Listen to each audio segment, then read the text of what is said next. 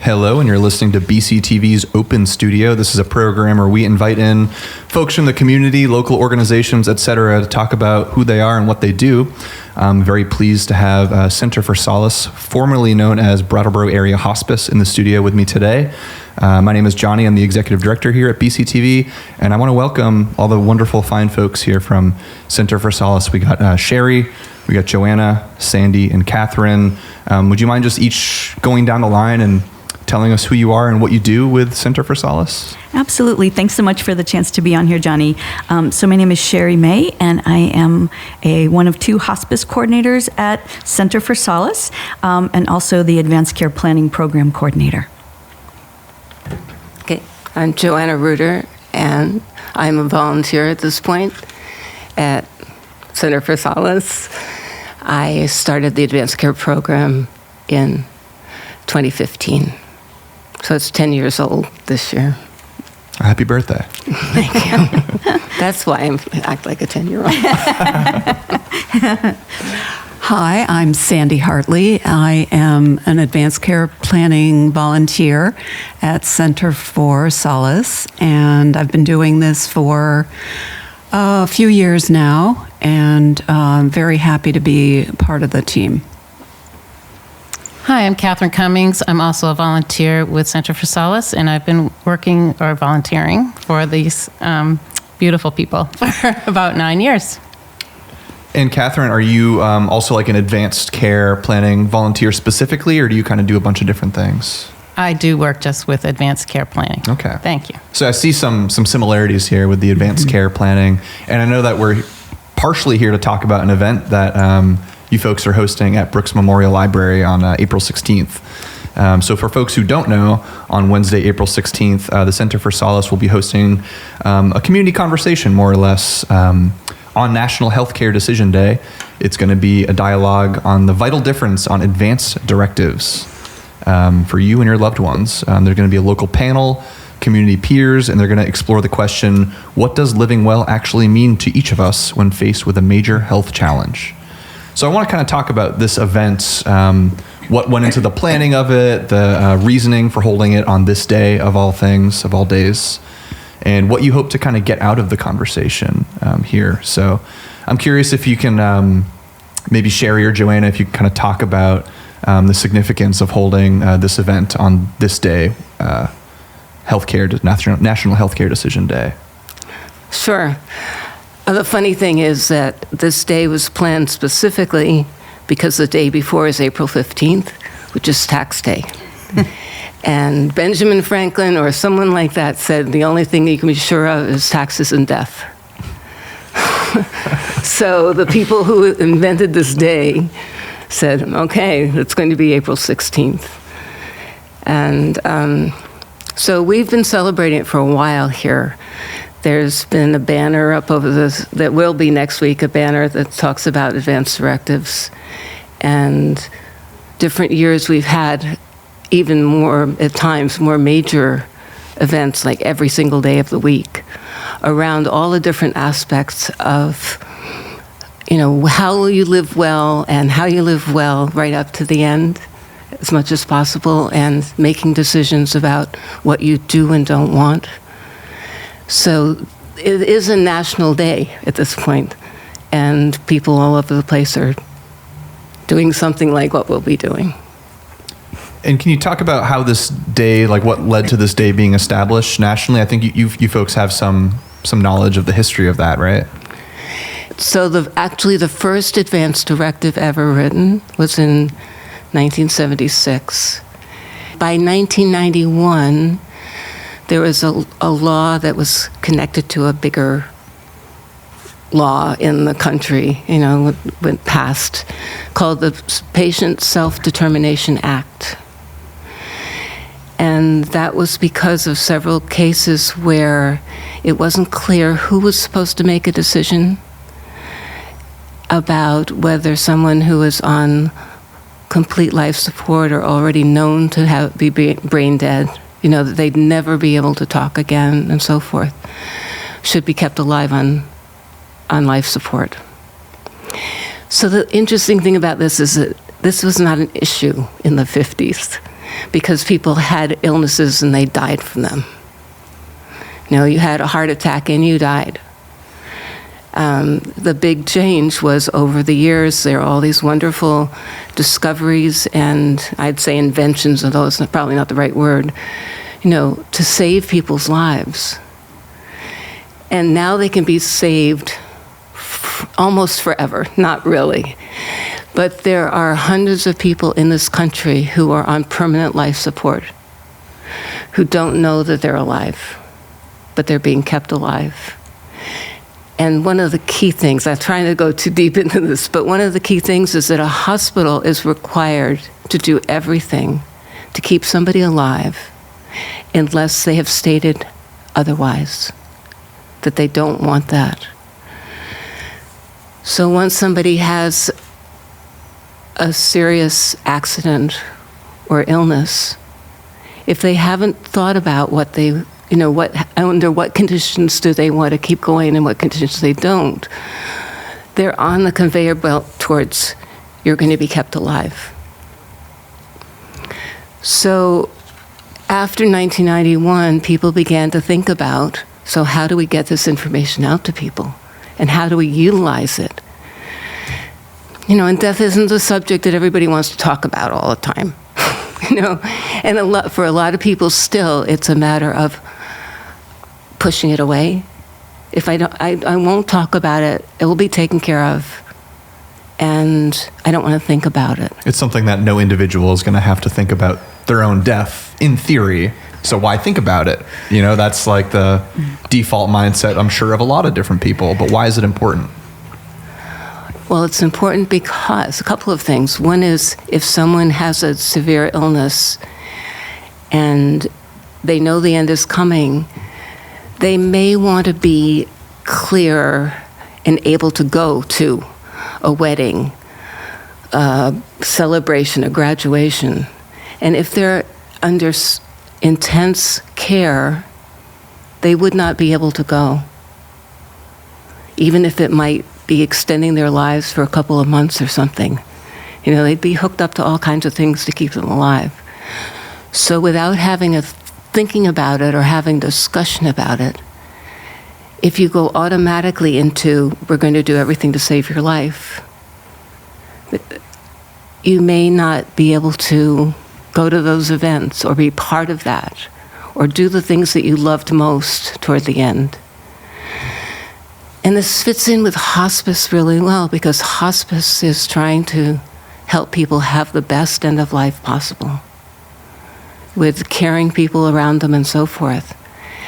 And I don't have the picture with me, but I have a picture of a family, where they're there at the end. And then there's another picture of a person hooked up with so many machines that there's nowhere to get close to them. And it was really one of the sorrows of COVID, which is just a side thing, which, wasn't being thought of at that time, long ago, but that people couldn't get near their loved ones because it wasn't possible. The word ventilator was thrown around a lot during COVID, and I don't think everyone realizes what a ventilator it is and how intensive it is, and someone's life support. And the fact that you can't speak when you have a ventilator. Yeah. And that's something I didn't know. One of the things of my journey has been how many things I've learned that I didn't know.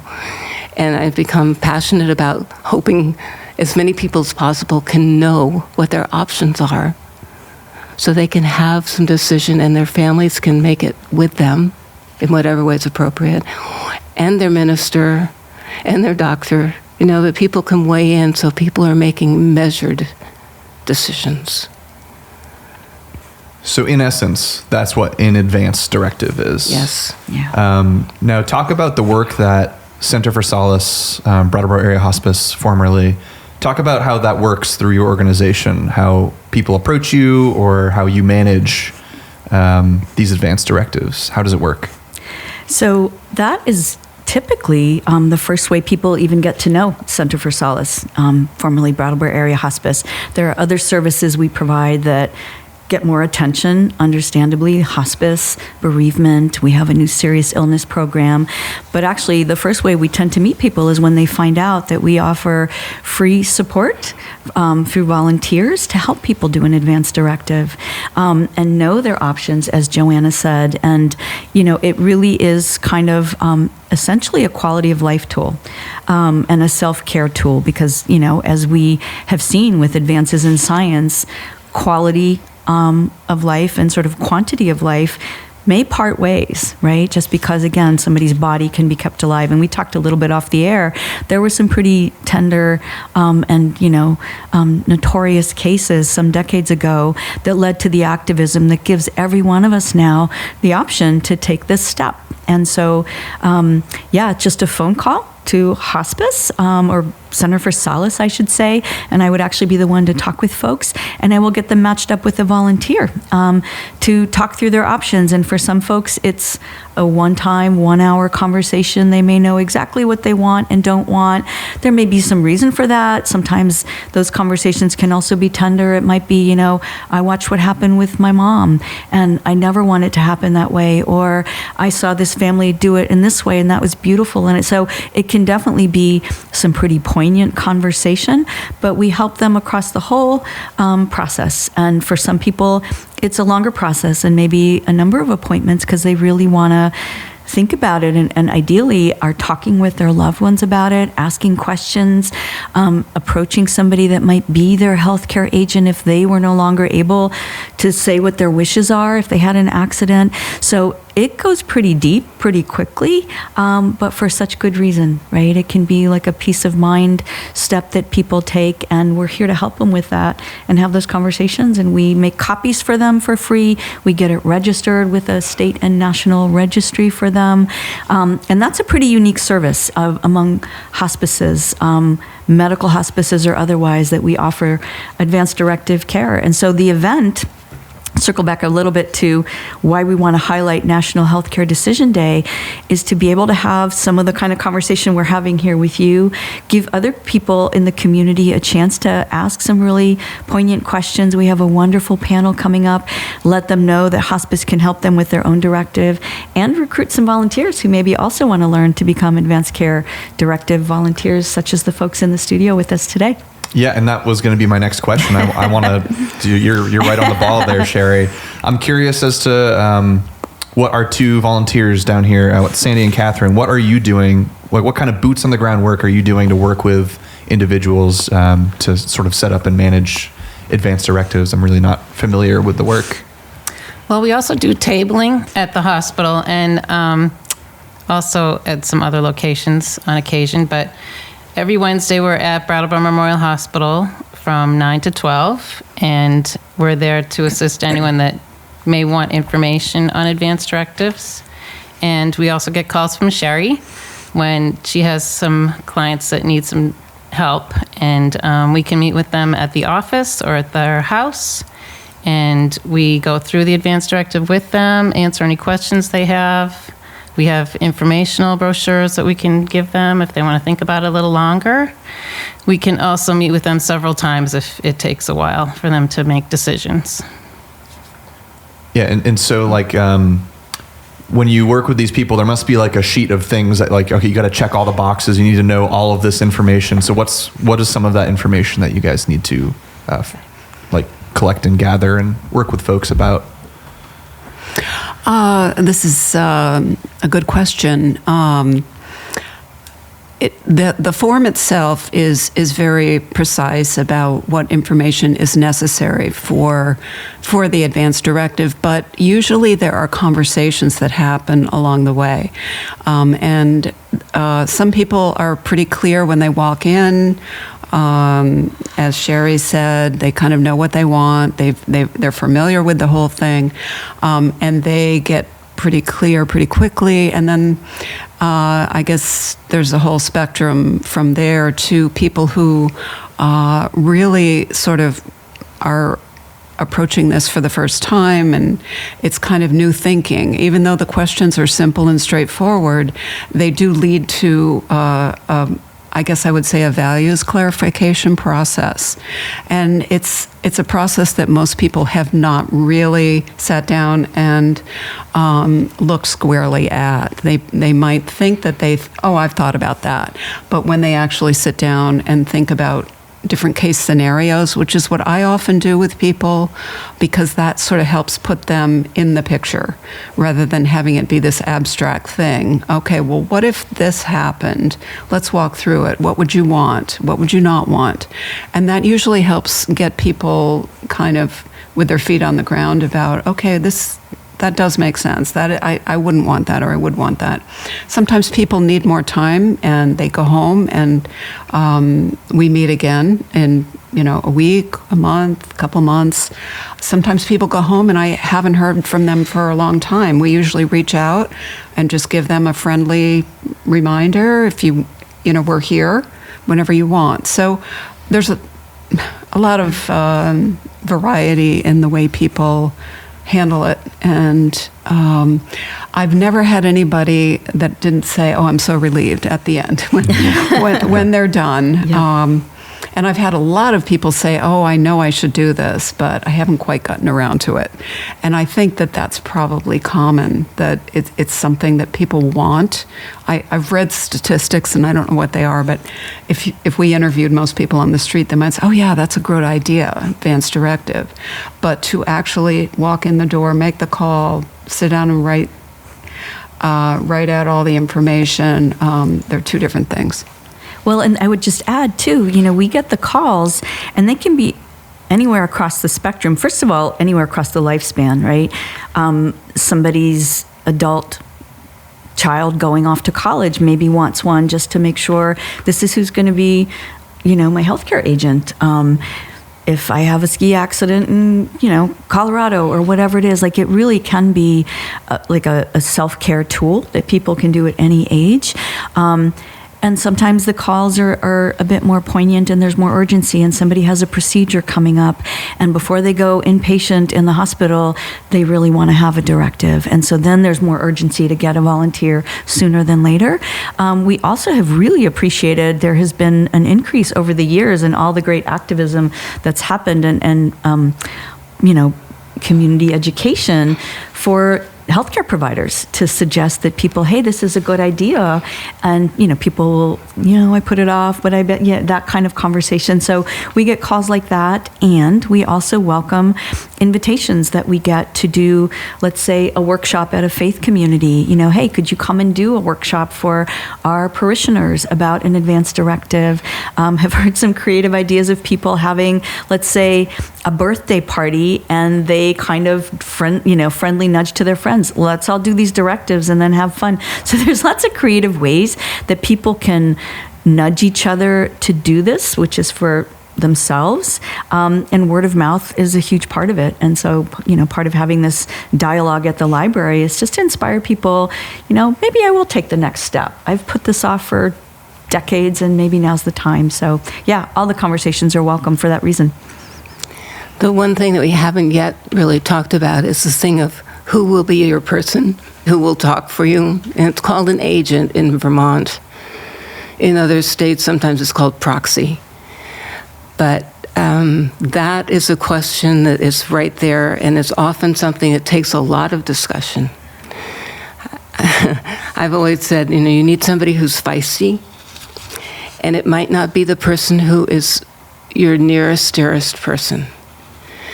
And sometimes the division of labor at the end is have that sweet, kind, quiet person with you, sitting with you, and let the one that can get their dukes up to go out. And I experienced this myself with, a doctor who wanted to talk to my family, and I said to him, well, we've already have hospice. He said, well, I didn't see it in the files. And I said, well, I think if you look, But he didn't want to say to my dad, this is the end. And he said, you're going to go home. I mean, I'm the feisty one. Yeah. So I said to Dad, Dad, this is, Dad had always said, I'm ready when it comes, but nobody had explained what the options were. that way. Eventually he said, I don't want to talk about it with Joanna any longer. I told my sister, no, I don't want to talk about death anymore.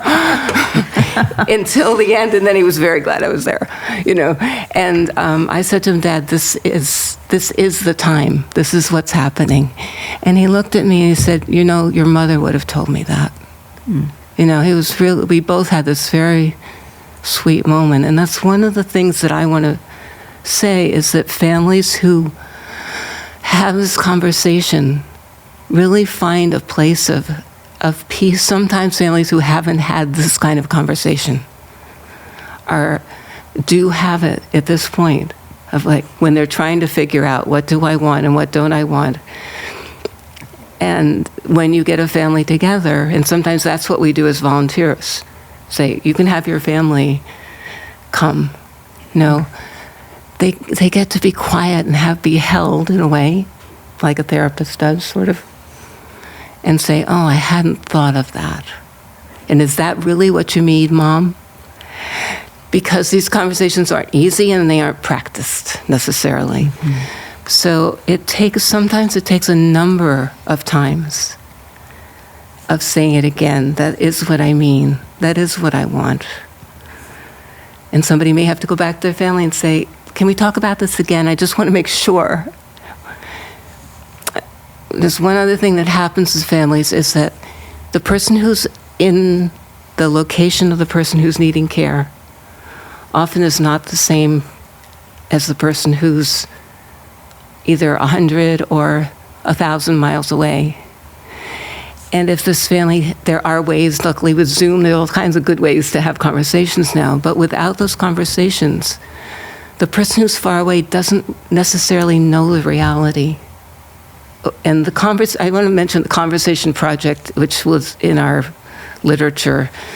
I was just listening to a podcast yesterday from them. They've been working on this for a long time. And they were talking about, I call it the California syndrome, which is the person who flies in from California and says, you have to do everything. I can't believe you're doing this. How could you possibly not do everything? And without a conversation, a previous conversation, the family hasn't had that kind of peacemaking almost. Mm-hmm. And the people who started in Wisconsin this thing, he used to say, sometimes it breaks families apart. Mm-hmm. And families who never talk again because of what was done at the end of somebody's life. More or less, I can imagine those are folks who have not thought about this before it becomes too late. Haven't talked about it, haven't written about it. Mm-hmm. Yep. Yeah. And I would say that is, the backdrop to all these conversations is the healing potential, the peace of mind potential to start the conversations, right? So it's not a mystery to the adult kids. Dad said he never wants this and everybody knows, and just, and periodically revisiting those conversations. People obviously change their minds, and maybe now I want to be cremated. Like, just having these conversations can really, that dialogue can really deepen connections. And so it's worthwhile. We can give people guidance on how to have those conversations with their family. And as, folks have mentioned, our volunteers sometimes are right in the middle of that conversation. And it's all potentially positive where that can go. And we're here for that. And the one other thing that's important for people to know is that this advance directive only goes into effect when the person himself can't speak. Mm-hmm. So, and it can be changed. So it's not a decree, it's basically an understanding. And it guides it guides everybody in the picture. And the person themselves. At the last minute they go, oh, they may say, oh, and a family member can say, remember we talked about that? Oh yeah, I remember. I didn't want to be on whatever, or I did want it or whatever, but yeah. One of the things I'd love to highlight is that one of the aspects of this event that we're hosting next Wednesday, the 16th, is we are going to show some film clips from Atul Gawande, pretty famous doctor and also advocate for Advance Directives. And there's one clip that really was so profound when we all watched it together. And it was earlier in his career where it was really illuminated for him, where the science, the medical, the technology kind of impetus kind of overrode what the person might have wanted. He was working with a young woman who was pregnant, gave birth, had pretty advanced cancer, and in the effort to prolong her life as much as possible and fight the cancer as much as they could, right after she gave birth, she was on such medications and so weak that she never got to hold her newborn infant, and then passed. And it was, of course, such a profound and permanent lesson for him that we can do better, right? That maybe at that stage there's pain medication, but the person is completely conscious and able to move their limbs and hold that child one. And that's, those kind of tender decisions, like those choice points, is what we really want to emphasize in the dialogue that we're having at the library next week. Yeah, that's something I've been wondering about as you guys have been talking, because a lot of these conversations that you have with, I'll call them clients or families, anyone, are very personal. Yep. And I see a lot of value in the ability to confront yourself and your family to, determine what your values are and what your priorities are for, the rest of your life. But these are very personal conversations. So with a public event at the Brooks Memorial Library, how do you kind of shape that to allow people to contribute to the conversation, but not put them in the position where they have to figure out all of their decisions or ask about, their specific scenario, and, there might be other folks around. How are you going to kind of format some of that at the event? That's a great question. And certainly, participation or speaking out loud is totally optional that evening. We're so glad if people come and just listen. And we will have a sign-up sheet. They can make a time to talk one-on-one with a volunteer, bring their family. Nobody has to put anything out there personally in a personal way. But it does tend to happen that audiences for events that we host, they bring their heart to these conversations, right? And we welcome people sharing whatever feels necessary and helpful in that moment. And I think, it goes in tandem with a lot of different, you asked in the beginning sort of what are some of the events that we've hosted. The Center for Solace does host a range of conversations, death cafes, kitchen table conversations, film and discussion nights. We welcome that because we want to demystify having these conversations, and this is a really supportive group to have them with. And we welcome whatever people bring to the conversation that night. And I think the panelists that we have pretty unique and deep experience around the benefit that Advance Directives can make in people's lives. And they're going to kind of start us off, and then people will have a chance to ask them questions, potentially ask us questions, and we'll just see where it goes. So this all sounds great. And one thing I really want to emphasize about this event and all of the services that Center for Solace offers, I want to emphasize that this is all free, right? You're largely volunteer driven. We have a couple of volunteers in the room, 3 volunteers in the room, but all of it's free. Am I understanding that right? That everything we're talking about, 100%, is a free resource to the community. You're understanding that correctly. And it is amazing, right? This is one of the many gems in our community. And part of the reason for changing the name from Brattleboro Area Hospice was that, one, we sort of outgrew that name quite a while ago. We serve, Windham County and some of the communities right over the river in New Hampshire. So, the location, and also we do so much more than hospice, including Advance Directive support, and it's all free. And we draw largely on just the generosity of this amazing community, and all of you fabulous folks who shop at Experienced Goods, our spirited, year-round fundraising organization. And we, given the current climate, we don't rely on federal funds. This is pretty local, and yes, it's free to community members. Yeah, I think that's also a little known fact about Center for Solace and just Brattleboro in general, of how linked Experienced Goods and Center for Solace are. And I We think are one and the same. That's one organization. Really cool, and something I'd love to dive into, but maybe another time. Yeah. It's one of the huge parts of the income. It's donations and that the experience good. It really seems mutually beneficial for both organizations there. And it's fun to shop there. So I mean, I can vouch. you'll see everybody you know. That's whether you like it or not.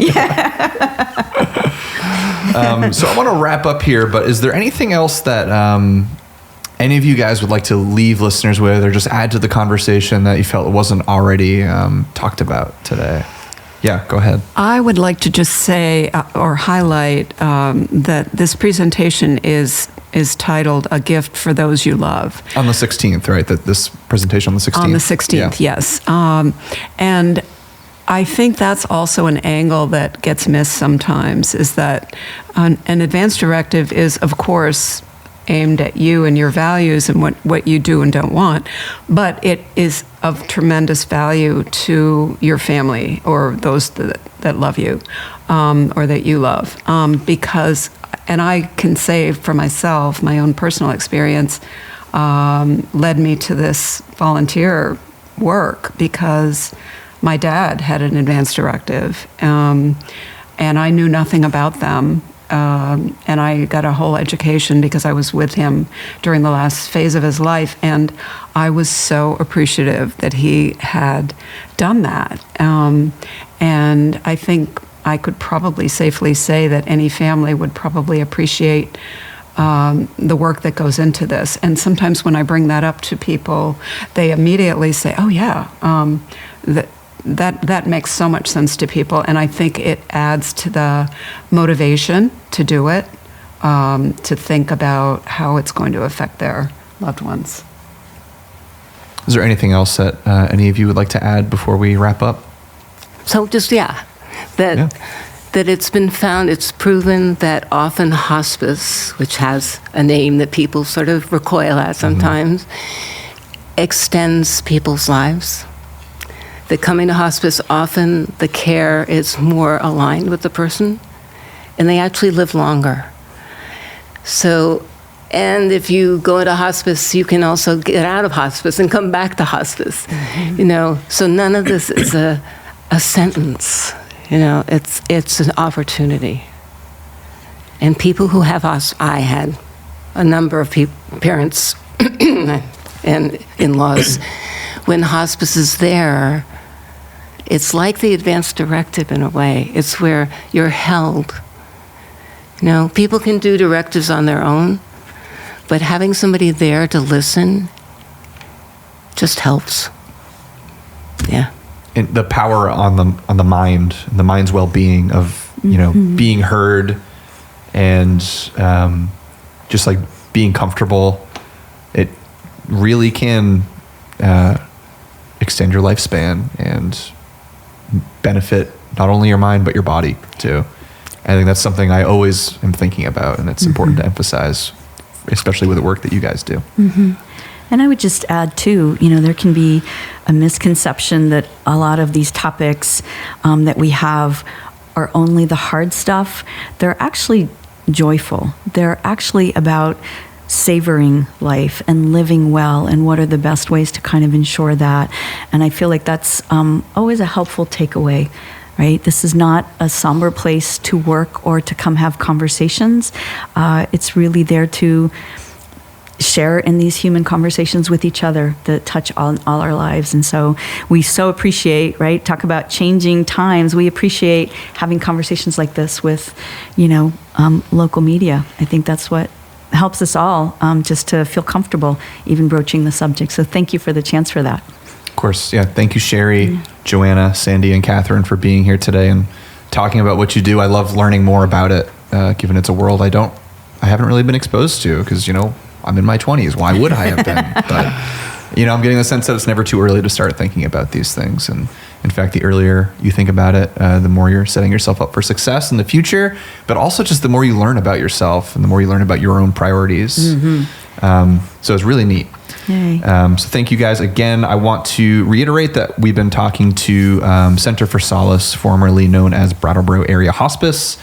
here on BCTV's Open Studio, or you might be listening on WVEW LP, Brattleboro Community Radio, 107.7 FM. And they're hosting an event Wednesday, April 16th, 6:30 to 8:30 p.m. at the Brooks Memorial Library in the community meeting room.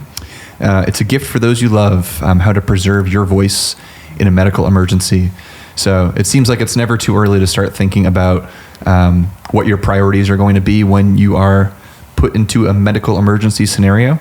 And I want to thank you all for tuning in, and I look forward to having more conversations with Center for Solace in the future. My name is Johnny, signing off.